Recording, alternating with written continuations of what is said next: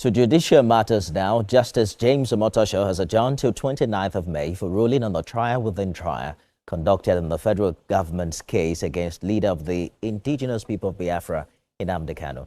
The day's proceedings commenced with the prosecution calling its third witness. The witness, a DSS official with 27 years of service, says Nnamdi Kanu used his broadcast on Radio Biafra to cause violence allegedly.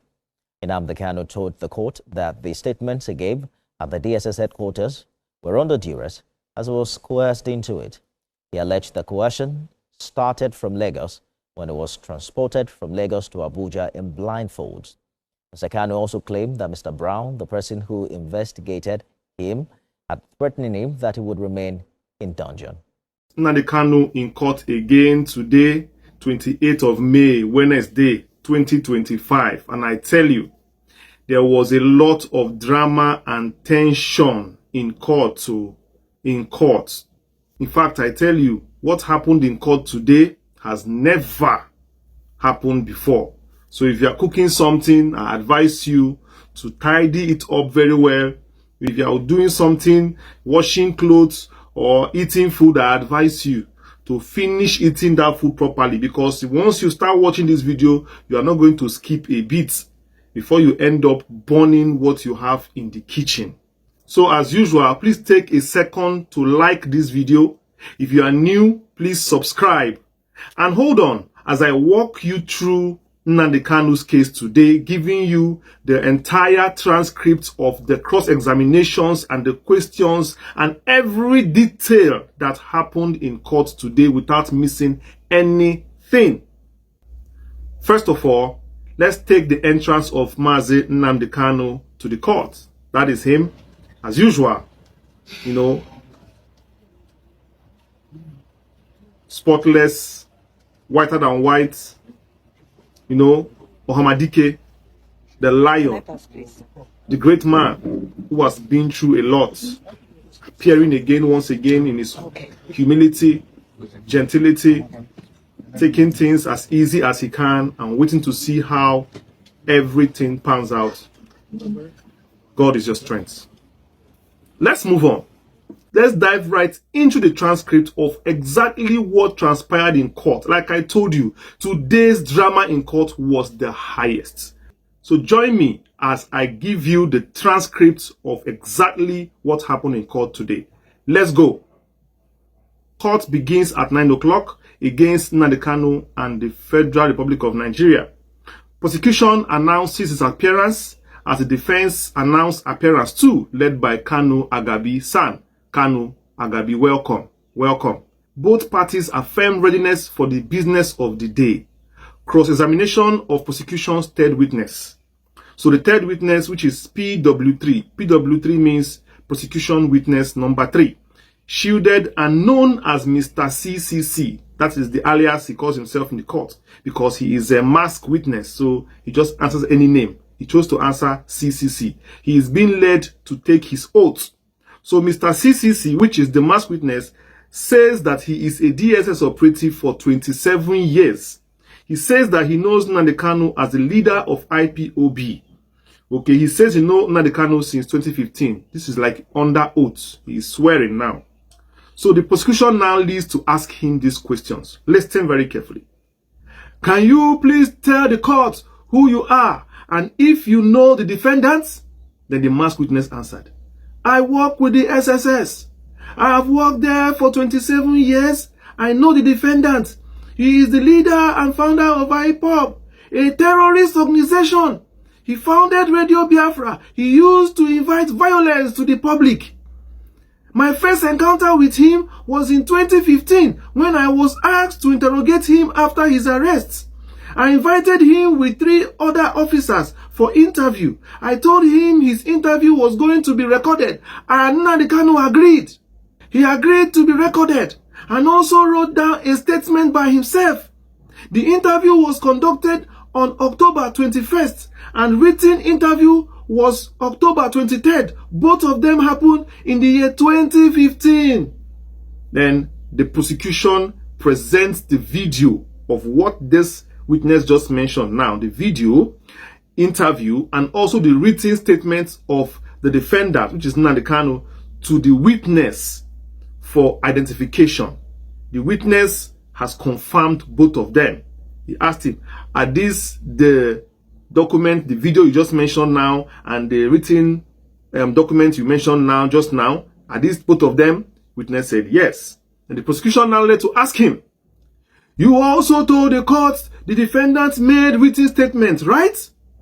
He answered, yes, my lord. The prosecution takes permission to show the defendant the written statement obtained in 2015.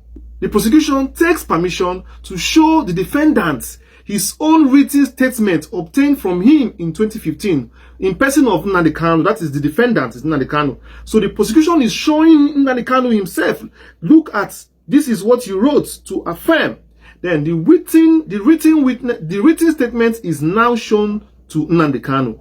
Then as it is done like that, the defense counsel interjects. They object immediately. Say, objection, my lord. My client says the said written statement, my client says that this written statement was written under duress. Then the judge now said to the defense, the judge now replied, Nnamdi Kanu's lawyers, you mean the 3 statements were made under duress? Can you prove this? Otherwise, I'm going to order a trial within this trial. You have to prove it in specifics that your client, Nnamdi Kanu, made these statements involuntarily, which is under duress. Subsequently, the judge has asked the defendant to give elements of his involuntariness, which is to prove it that this statement was written involuntary. To the written statement, asks that the defendant be given a sheet of paper to write them down, which is why I should believe you that this thing was involuntary, and why we should believe you. Then let's go on. Paul Erokoro, one of the defendant lawyer of Nnamdi Kanu, read the defendant's involuntary statement. Now, Paul is reading out what Nnamdi Kanu wrote. I asked for my lawyer and the DSS refused. It wasn't the gentleman in the dock that interviewed me. It was one Mr. Brown.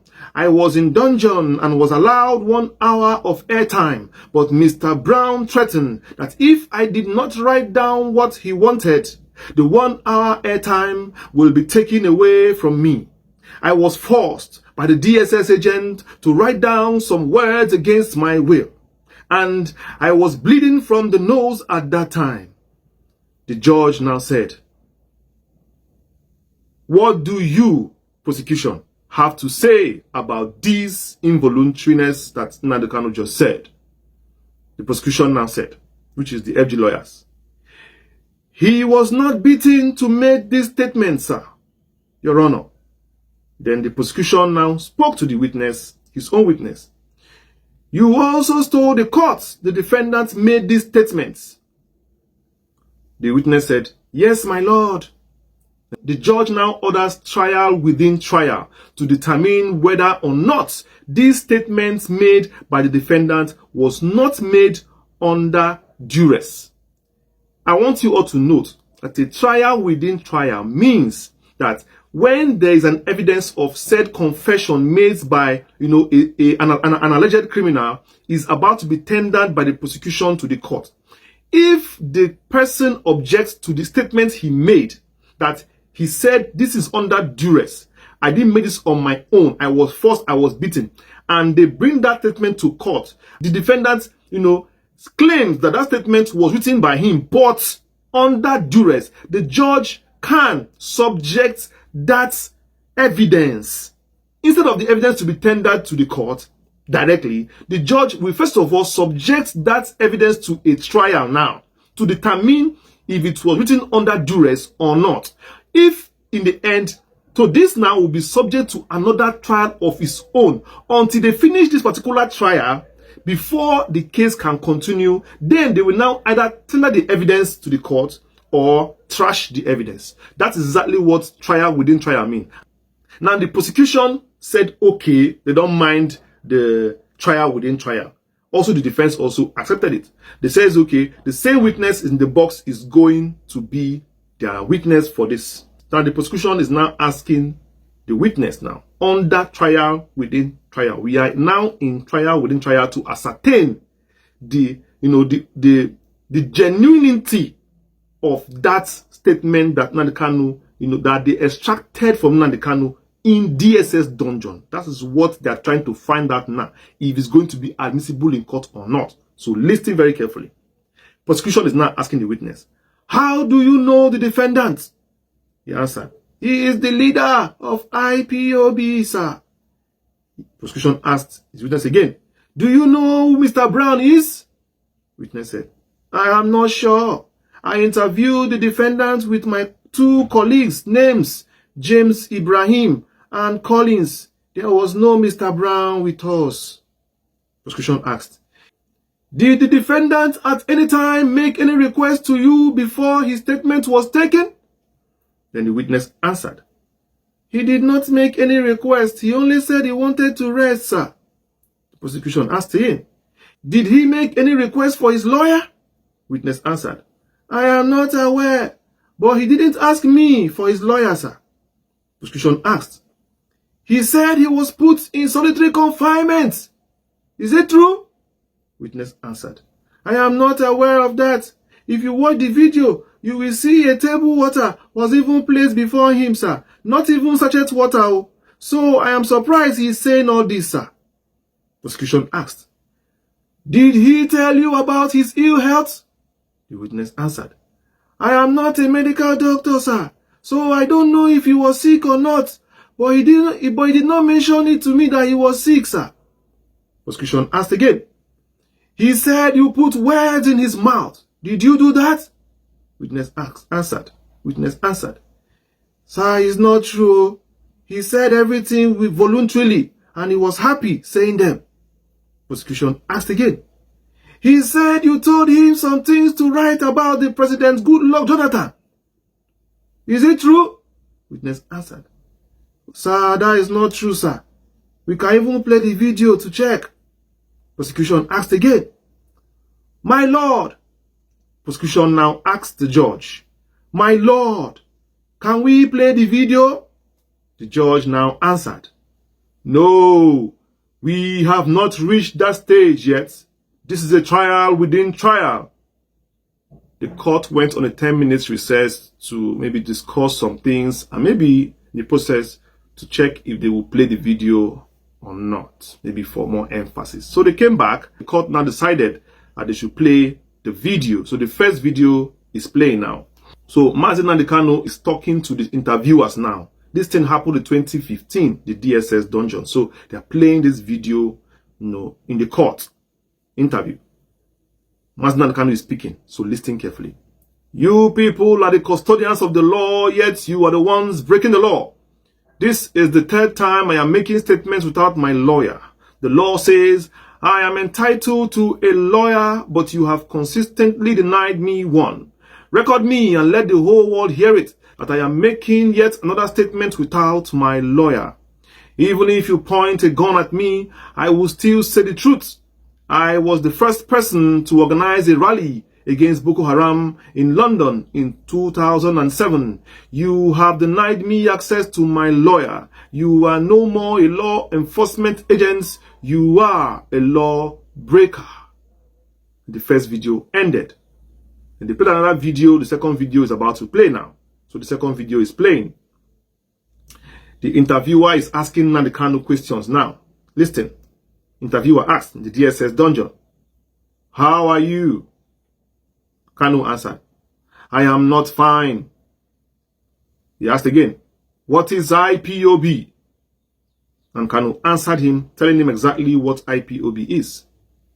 He asked Nnamdi Kanu again, what is the duty of IPOB?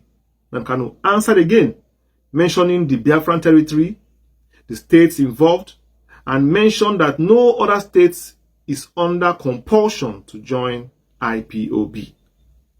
Now the judge asked that they should speed up that video so that they can play another one. Then the judge now said during this whole thing, said, I heard him mentioning repeatedly that his lawyer was not there, that he needed to speak with his lawyer.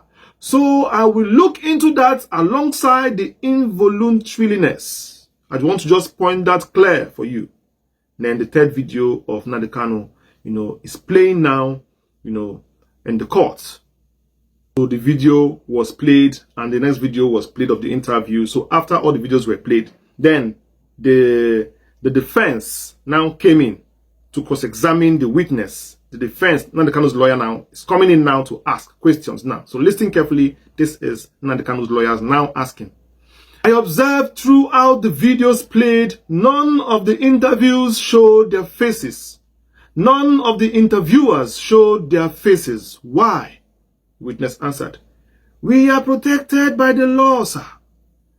Now Kanu's lawyer asked again, did you introduce yourselves to the defendants before the interview? Did you tell him your real name? Witness answered, yes, I mentioned my name. Kanu's lawyer asked again, do you know the names of everyone working in your organization, the DSS? Witness answered, no, sir, I don't know. Kanu's lawyer asked again, did you ever enter the cell where the defendant was being confined? He answered, I didn't really get what you said, sir. Again, do you have underground cells in your facility? He answered, I am not aware of that, sir. He asked again, are you aware that so many people detained in your custody have announced that they were kept in an underground cell? He answered, I am just hearing that, sir. He asked again, did you hear when Sowore said he was detained in an underground cell? Witness answered, anybody can say anything to whip up public sympathy, sir. The defense asked again, are you aware the defendant was held in an underground cell? Witness answered, I am not aware. It cannot be true, sir. Then Kanu asked again, did you notice you people were forcing the defendant on what to write?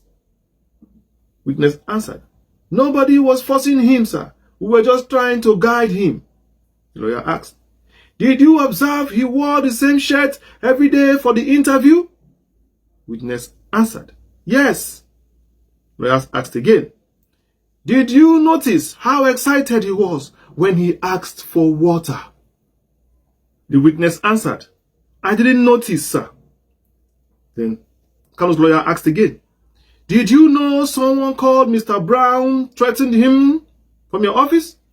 Witness answered, I don't know about that, sir. Then the cross-examination of trial within trial has ended. This is the end of the cross-examination of trial within trial. The judge has given the defense team and the defendant some time to have a tete-a-tete, one-on-one talk. So the judge has given Nnamdi Kanu and his lawyers a brief time to have one-on-one discussion. After the brief discussion they had, then the trial continues. This time around, Nnamdi Kanu is going to witness himself. He is going to the witness dock. They're going to ask him questions now. So the defense lawyer, Kanu's lawyer, is asking Kanu questions. So Kanu now is now a witness now. He has gone up to witness. So listen very carefully. Nnamdi Kanu is called in as a witness to the dock. Now the defense lawyer, which is Kanu's lawyer, asked him, if I have a letter to deliver to you, where will it be? Kanu answered, the DSS dungeon. Lawyer asked him again, how long have you been in the DSS dungeon? Kanu answered, 6 years. The defense asked him, you mentioned to the court you were under duress when you wrote that statement. Kanu answered, yes, I did. Then Nnamdi Kanu goes ahead to narrate to the court how he was tortured and brought to Abuja from Lagos blindfolded, and also mentioned how Mr. Brown threatened him unless he writes a statement as they wanted, that he, Mr. Brown, had the power to make sure that he was jailed. Also, he talked about how he was blindfolded and chained to be put in flight by the DSS as they wanted to bring him to Abuja in 2015. And also about how he was put in an underground because they did not want him to be around someone else. So says the lighting of the underground was very dim. He talked about how he nosebleed, how the blood was leaving a trail as he walked. Then the DSS noticed it and brought a doctor to him, who mentioned that they should give Nnamdi Kanu 1 hour airtime so that he doesn't die. He mentioned also that the videos played were heavily edited, removing the parts where the DSS officers who interviewed him were threatening him. Nnamdi Kanu also mentioned that he was repeatedly denied lawyers even when he asked repeatedly, and at no point was a lawyer brought to him until he was transferred to Kuje in 2015. So cross-examination of Nnamdi Kanu by the prosecution now begins. So the prosecution also took turns to ask Nnamdi Kanu questions. The prosecution is asking, which is FG lawyers, was your detention approved by a court? Nnamdi Kanu answered, no court approved my detention. The prosecution asked again, when you gave the DSS your name and contacts of your lawyer, did they come? Kanu answered, they never asked for the names and contacts of my lawyers.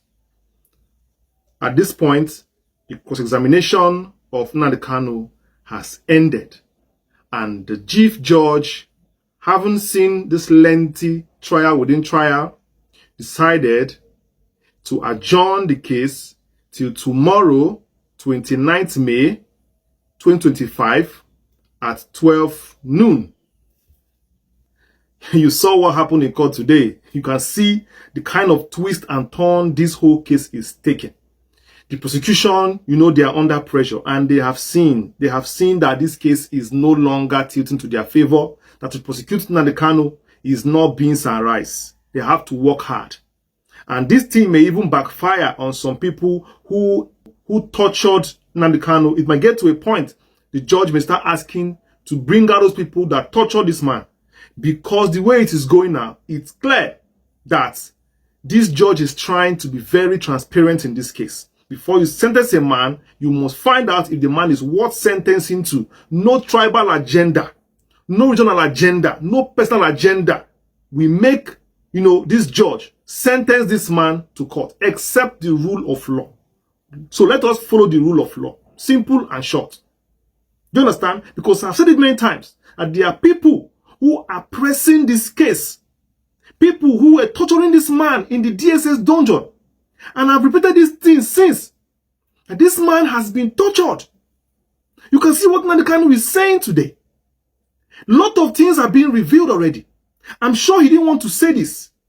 Because as you are aware, he's still going to be taken back to DSS dungeon. And this leaves enough to be desired.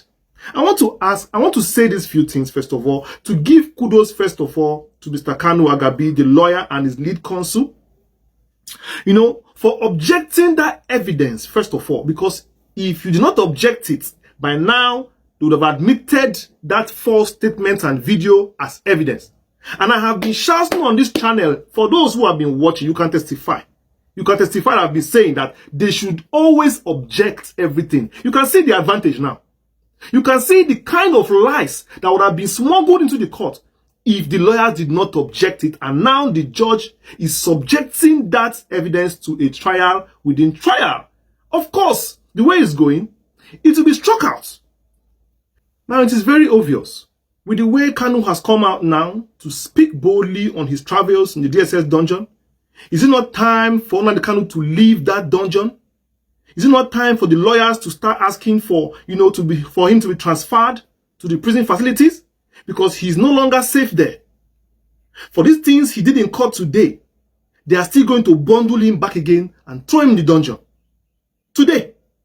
If possible, torture him or make life unbearable for him because he did not play ball well today. He spoke very boldly, which they're not going to like. So I'm calling upon the lawyers to start immediately fighting for that man to leave the DSS cell and be taken to the prison. You cannot be in possession of a suspect and still trying that same suspect in court. Because the suspect will not be able to speak against you because you are housing him at your backyard. Perhaps if he does not, if he challenges you too much, you will not allow any visitor for him the next day. You will not allow his lawyer to come. You will not allow his family to come. You will not allow him food and water. So I'm calling upon the lawyers to now start fighting for him to be transferred to the prison where people can come and visit him, where he can be neutral. Because for that DSS cell, and long as what he just said today in court openly and boldly against them, challenging them, I don't trust again. I do not trust his presence in that cell again. I've never trusted it before, but now he has come out to speak like this. No for me. I commend Omotosho justice as usual. Thank you, sir, for standing up for justice. Thank you for what you do. I've never heard of you before until this whole case started. I think I'm going to also look into the cases you have also judged in the past, also to see your precedents, because so far, you should be one of the best judges in Nigeria. I think you are a candidate for even Chief Justice, if possible, because you just know how to make these things work. And so far, whatever you're doing is really helping to soothe the tension going on in the country. If you're watching this video to this point, help me to also thank the judge himself for allowing this trial to go as fair as possible. That is what Igbos have been asking for. Fair trial. Don't treat us preferentially. Just let every level playing ground is all the Igbo nation need. Nothing. If we don't win, we don't win. If we're not right, we're not right. Let everything just flow easily. Tomorrow is another day. Definitely, the case is still on. But for now, I give this judge a 95% because the other 5% is for God. So having said all this, this was a bumper package today. Very strong one. So let us see how this whole thing goes. We keep on following this case. We keep on dotting the I's, and crossing the T's until we see it to the very end. I'll always be here to update you, to inform you and to shape this case exactly the way it is. No other channel does it better than we do. Darkness, Nadia. There is only one place that will resist darkness, no matter what, and is here. This place you're in. Biafra land. A land that represents light. For your information. Why do you think that Japan doesn't want Islam in Japan? Is there something you have in common with Japan? East. Where the sun rises from. East, always east. They said no to Islam. No mosque, nothing. Look at Cameron yesterday, the British Prime Minister is now saying, we are a Christian at last, you're a Christian country. Useless people. Because of oil. Who said Biafra will not give you oil? Who told you that? Who is the idiot that told you that Biafra will not give oil to Britain? Or that Biafra will not give oil to America? Who told you that? Who is the new clinical professor at Harvard Law School? I repeat. Who is the new clinical professor at Harvard Law School in America? The most prestigious. Is she not an Igbo girl? Can you find an Awusa person as a clinical professor at Harvard? Oh my God. Anyway, they said I shouldn't be upset, and I'm not. Please have mercy. Please have mercy. People who don't know who they are. Why am I preaching to them? Because Chukwuabema said I should do so. I should get on with it and stop complaining. 5 people told me the same thing the barrister said. Chukwuabema said, just get on with it and do it. If you complain too much in your next life, you will do the same job again if you don't take time. And I am now begging. This is enough. I don't want to see this again. Please, Chukwuabema, have mercy. My goodness me. Clinical professor at Harvard Law School. Igbo girl. And I'll get to her name in a minute. Because there's no need saying something if you cannot substantiate it. I want the name of our sister who is the clinical professor at Harvard, please. What is her name again? I'll find her in a minute and I'll bring her to you. Clinical professor, those who are intelligent. Brilliant people. Well-read, learned people. I want her name. I want the name of this our sister. If I don't get it, I can't continue. I want the name of this our sister who is a... Oh my goodness. I need Awusa to understand. We are not in the same league with them. We can never be. We can never be in the same league with Awusa people. Never, ever. Not in the same league. They called her a Nigerian lady. When we are doing well abroad, they say, oh, Nigerian. It's a Nigerian person. It's a Nigerian lady. When they're not doing well, you become Igbo. Oh, these Igbo shops here. When they are doing well, it's nice. Look at what Yoruba will do. You don't know. Her name is Dila Omonna. She is the clinical professor of law at Harvard Law School. Dila Omonna has been appointed the clinical professor of law at Harvard Law School. She has been a lecturer at HLS since 2007 and is deputy director and clinical instructor at Harvard Law School Criminal Justice Institute, in which she supervises third-year law students in their presentation of adult and juvenile... Oh my goodness me. When NASA, the head of NASA's meteorological unit, is an Igbo man. Oh dear Lord, have mercy. And when dear Gozi Kanyebo, can Aboki do this? Aboki, thank you very much, Obona, but thank you as well for giving me her name. Aboki, can you be a Harvard Law School professor? Malam, can you ever be, not even in Saudi Arabia, can you be a scholar in Arabic studies? Because you don't have it in you.